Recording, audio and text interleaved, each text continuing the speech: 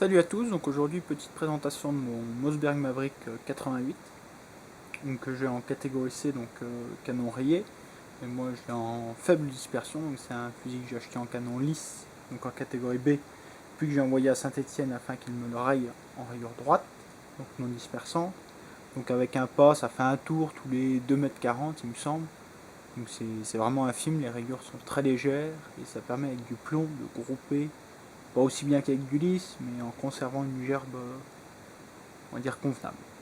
Donc j'ai apporté quelques modifications. Donc d'abord j'ai viré euh, la crosse basique, cette crosse là, celle-là, avec amortisseur. Donc je l'ai remplacé par une crosse ATI. Donc crosse ATI avec un gros amortisseur. Là on a un amortisseur de 20 mm derrière, donc ça amortit bien, quoi, ça fait son boulot. Poignée pistolet avec un grip en caoutchouc assez mou à l'arrière et un grip dur, rugueux à l'avant.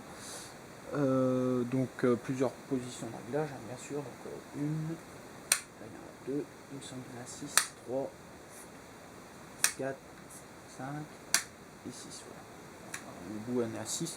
Donc à 6, là on doit être à plus de 40 cm de crosse, quand même. On a une crosse très longue, moi je suis assez grand, j'ai des grands bras. Là c'est clairement trop grand en dernière position. Je me sers essentiellement des 3-4 premières, on va dire, pour un tir au fusil à pompe, c'est un tir entre 25 et 50 mètres pour ma part, donc une utilisation plus ludique, fun tir, que tir de précision, donc ça suffit amplement. On a un appui-joue qui est réglable, en hauteur, voilà, donc avec deux autres vis de l'autre côté, là on a la languette pour le réglage, là on a un trou dans lequel on peut mettre une sangle si on met une sangle à point, parce qu'il n'y a pas de trou qui est ici pour la grenadière. Je pourrais en faire un, mais je n'ai pas spécialement pris le temps. Après, une des 4 grandes modifications, c'est la pose d'un rail. Donc un rail sur la carcasse, tout ce qu'il y a de plus basique. Ça coûte une cinquantaine d'euros. La crosse ATI coûte de mémoire... il faut quand même compter facilement 150 euros, il me semble. J'ai plus les prix en tête. Donc par contre, c'est que du plastique. Même la tige, là, c'est du plastique. C'est pas comme les crosses, c'est quelle marque, voilà, j'ai perdu le nom. Donc ils font des crosses avec des tubes acier, et là c'est beaucoup plus résistant. Là ça reste quand même pour moi du plastique, c'est léger, c'est bien, mais voilà, pour moi au moins une tige de crosse en métal, ça serait le minimum. Après bon, 150 euros, c'est pas la mort quand on voit le type de crosse qui existe et les prix, donc ça reste raisonnable. Donc voilà, donc après le rail, ça c'est un rail en alu qu'on appose tout simplement, on enlève une goupille, on met une vis à la place, et de l'autre côté ici on a une vis qu'on vient serrer. On se retrouve avec un rail Picatinny qui fait tout le boîtier de culasse, donc c'est assez intéressant. Moi j'ai monté un point rouge, que point rouge TAC Vector Optics, que j'ai acheté. Voilà, ça coûte une centaine d'euros. Dans la boîte il nous livre avec un montage haut et un montage bas. Donc là j'ai le montage bas, donc il nous donne les clés Allen, les clés 6 pans, une clé Torx pour pouvoir démonter les petites vis qui viennent s'apposer pour changer le montage haut et bas. Donc là on va mal les voir, mais voilà, ils sont ici. Donc l'avantage, montage rapide. Donc là on vient insérer, il y a une petite sécurité qu'on voit ici. Donc hop, on la tire et ça déverrouille.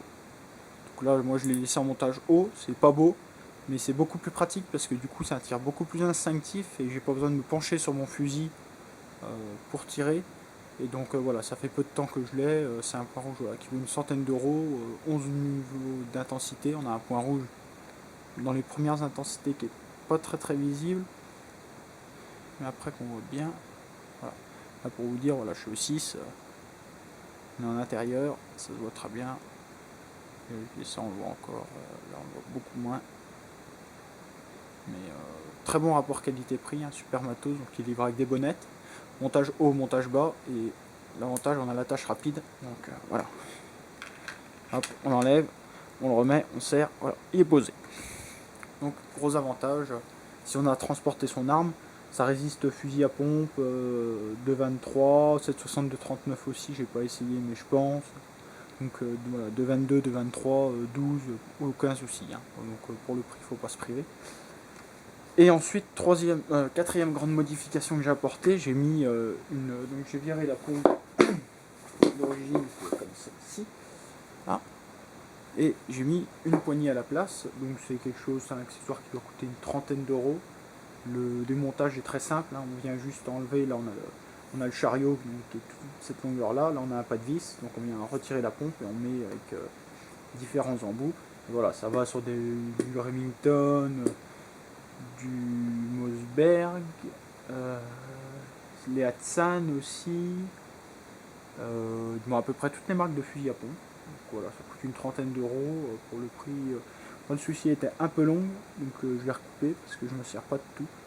Donc, parce que j'attrape mon fusil en fait comme ça et je mets mon pouce de l'autre côté. Donc en fait, j'ai pas besoin d'aussi grand et dans la housse ça coince avec le point rouge en montage haut. Donc voilà, des fois pour pas être obligé de retirer à chaque fois le point rouge, j'ai retiré peut-être 2 cm, hein, ça gêne rien. Voilà, donc après la présentation pure de mon fusil à pompe va se commencer là. Parce que donc c'est un fusil à pompe Maverick 88. Mais moi c'est les anciens Maverick 88. Donc c'est les modèles, je sais pas si on va voir. Non, on verra pas. C'est un Eagle Pass. Donc c'est les premiers qui ont été faits, vraiment faits dans l'usine au Texas. Donc mon magasin n'est pas un 5 coups mais un 6 coups. Voilà, je gagne un peu de centimètres, donc je peux mettre 6 cartouches. Qu'est-ce qui change d'autre? J'ai qu'une seule tringle sur le côté, et non pas deux, comme sur la plupart des Mavericks. J'ai la chance d'avoir, voilà, aussi pareil, sur le chariot, c'est pas de vis qui s'enlève, c'est pas tous aussi. Après, voilà, c'est les principaux changements. Après, il n'y a rien qui change, hein. Les canons, c'est les mêmes. J'ai une longueur de canon standard. Hein. Ils ont fait en 51, 61, 47 ou 48, je sais plus, le mien est 47 ou 48, je l'ai pas mesuré, voilà, je vais juste faire en fait de dispersion. Et voilà, après arme très agréable, hein, bon, j'en ai eu pour cher parce que j'ai acheté en lice puis fait rayer, mais un Maverick rayé, en rayure balle on le trouve à 400, 500 euros, à 450, 550 euros on en a un quoi. Après dès qu'il faut le customiser, bah voilà, tout de suite là on rajoute 150 euros, 50 euros, donc 200, 300, voilà. On a vite fait d'être à 350, 400 euros de customisation. Après Maverick c'est un truc qui est durable, hein, c'est comme un Remington 870, hein, c'est de la bonne cam, un Winchester XP, bon, SXP c'est pareil, c'est quand même des choses qui sont de la qualité. Donc on en a pour son argent, bon ça vaut pas un Fabarm, mais voilà, on a une très bonne qualité pour le prix, tout à fait convenable. Moi à 25 et 50 mètres je reste largement dans le noir de la C50 en appliquant. En tirant de la munition rechargée en slug, faite à partir de cartouches de trappe et je coule des balles ou des billes. Et voilà, j'ai une très bonne précision avec. Et zéro souci d'enrayage, ça se nettoie très peu, hein. On passe un coup de bore snake ou des couvillons dans le canon et voilà. Un coup démontage complet pour tout bien nettoyer, enlever les résidus. Mais sinon ça me mange tout, hein. C'est en 12,76, donc à part de la bille d'acier il faut éviter. Et ça mange vraiment de tout. C'est très ludique. Bon, après, femmes et enfants, à partir d'un certain gabarit, peuvent s'en servir, pas avant. Parce que bon, c'est du 12, hein, ça pousse. Après, on peut tirer de la gomme cogne dedans, faire du fun tir.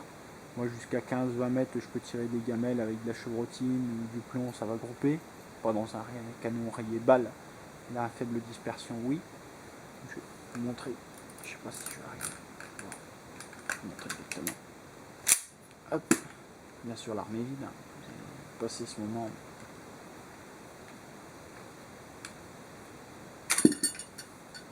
Est-ce qu'on va arriver à voir? Voilà, on distingue que voilà, c'est très léger, hein, les rayures tournent quasi pas, hein, c'est des traits droits et c'est tout quoi. Que démontage, vous voyez. Hein. Voilà, on enlève le canon. Voilà, après on a la culasse qui vient, on a tout. Donc c'est vraiment très aisé. Pour le transport, si on veut pas s'amuser à mettre un verrou de pontet, tout simplement, hop, on enlève le canon. C'est rapide et ça va bien. Par contre, voilà, petit souci avec la pompe. Hop.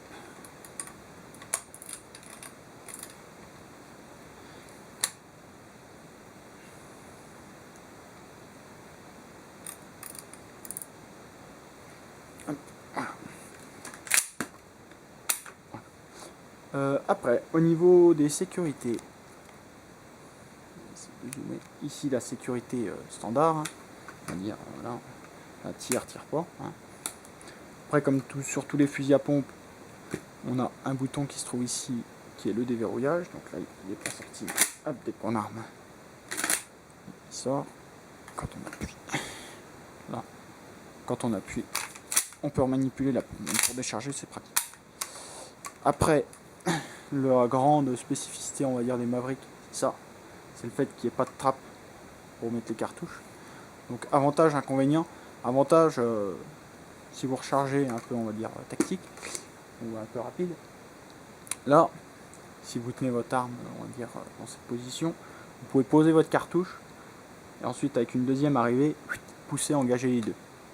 Ce que vous ne pouvez pas faire avec les autres, vous avez la languette qui ressort, donc vous êtes obligé de les pousser une par une. Là, on peut lâcher la cartouche, aller dedans, et après venir la pousser. Avantage, inconvénient, je sais pas. Voilà, chacun de juger, je sais que moi j'aime bien, après on peut avoir de la merde qui vient se mettre dedans. Ça. Et bon, en stand, pour qu'il y ait de la merde qui vienne se mettre dedans, faut chercher un peu, à part si vous rampez pour aller aux cibles, mais sinon vous n'avez pas spécialement de soucis. Donc voilà, c'est une des grandes spécificités du Maverick. Certaines autres marques l'ont fait, il y en a peu. Il y a High Standard, il me semble, qu'il l'a fait aussi. Armscore aussi. Et je sais plus quelle autre marque l'a faite. Mais voilà, c'est, on va dire, la spécificité du Maverick. Après, c'est toujours le même fonctionnement. Hein. C'est, ça recule, la planchette élévatrice recule, la cartouche monte, hop, sort, hop. Quand on réengage la planchette élévatrice qui la remonte, on engage une cartouche. Voilà. Après, voilà. La culasse est verrouillée, même quand on actionne la pompe, et ça recule pas. On appuie sur le bouton, hop, ça recule.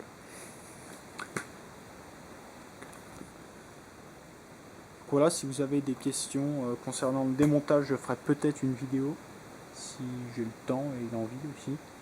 Voilà, je ferai peut-être une petite vidéo là-dessus, parce que ça peut être intéressant pour certains, des montages complets. Et pourquoi pas une présentation d'un kit aussi Venom, donc avec le chargeur qu'on vient poser, on vient changer le tube de magasin, à poser une pompe spécifique, à prendre un chargeur de 10 cartouches. Donc c'est peut-être une vidéo que je ferai, parce que voilà, j'ai la possibilité de m'en procurer un. Donc voilà, je ferai peut-être une vidéo aussi là-dessus, si j'ai le temps, l'envie, et si je trouve aussi à raconter des choses dessus, parce que si c'est juste pour montrer un accessoire, je vois pas trop l'intérêt de la vidéo. Donc je ferai une vidéo aussi de présentation voilà, sur le point rouge, que je publierai peut-être un peu plus tard, après avoir tiré pas mal de cartouches avec. Pour le moment, il résiste très très bien au recul, et j'en suis très content, donc pour le prix, n'hésitez pas. Voilà, si vous avez des questions, n'hésitez pas, à plus.